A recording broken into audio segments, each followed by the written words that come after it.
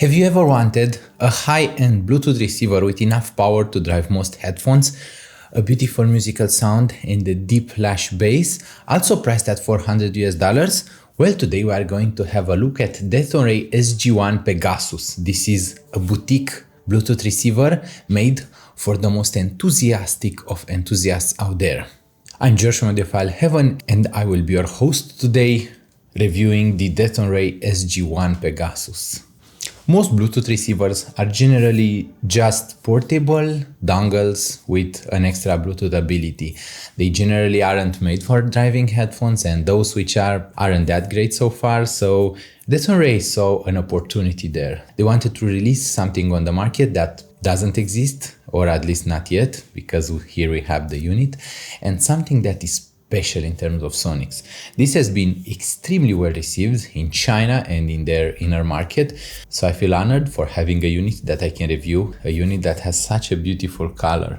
This violet/purple is a really nice hue for the unit. To start with the physical shape, we have pretty sharp edges and pretty sharp corners, and those do pinch a bit into your hand, but you are generally not supposed to be holding this in your hand. This is the kind of Bluetooth receiver that you are supposed to leave in a backpack or in a pocket while you use your smartphone to control the music. It does have a volume controller that is an analogical volume wheel, which also acts for turning it on and off. This is it turned off and this is it turned on.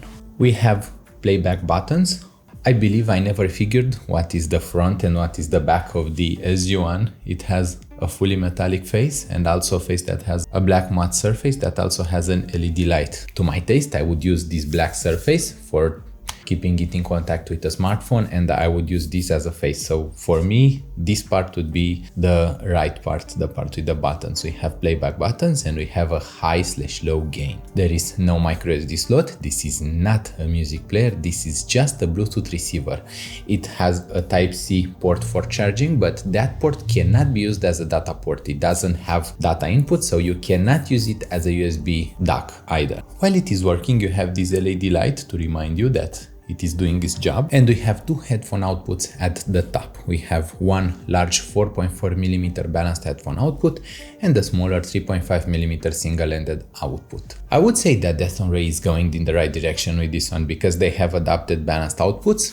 It outputs quite a bit of power, and the sonic performance is exactly what you'd expect from Dethonray. Just as their DTR1 Plus Prelude music player had superb bass, this will be the case with the Dethonray SG1 Pegasus as well. While some of you may not know exactly what Dethonray is, it is a boutique company from China specialized in providing products with exceptional sonic performance, but at pretty affordable prices. They are generally priced lower for their performance they offer compared to the market, but they do have the disadvantage of being very specific products. For example, if FIO released this, it would be usable as a USB DAC and it would probably have other bells and whistles. While Dethonray wants to design a device that does one thing but does it really good.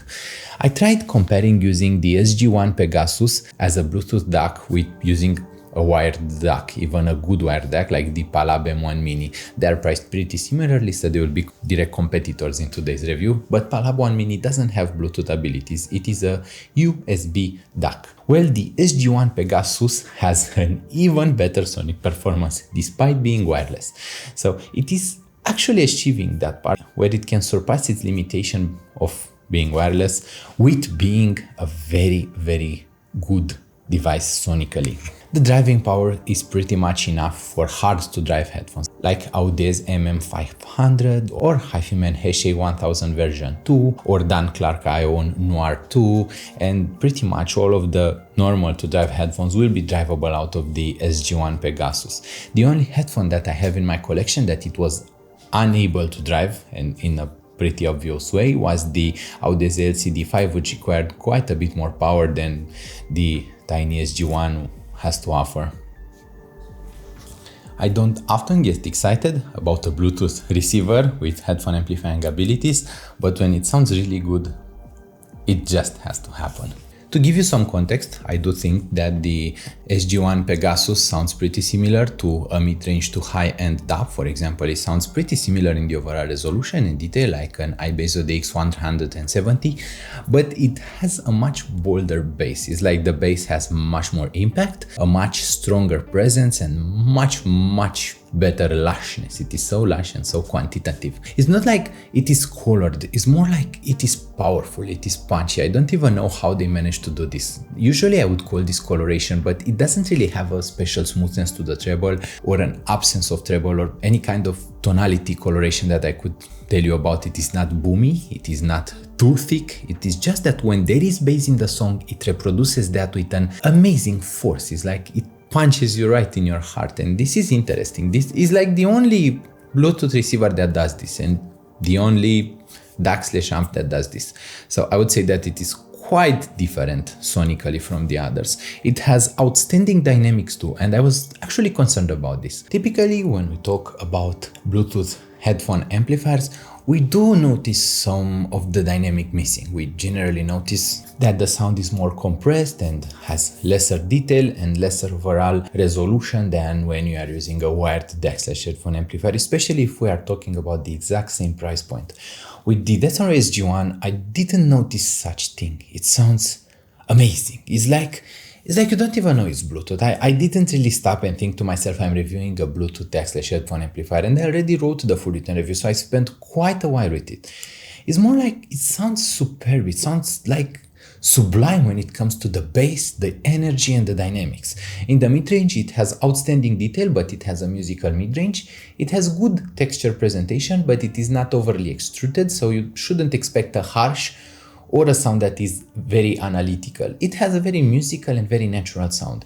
The treble has good presence. It has one of those natural trebles where you get a good amount of air and a good amount of instrument separation, also very wide soundstage and a very good overall clarity.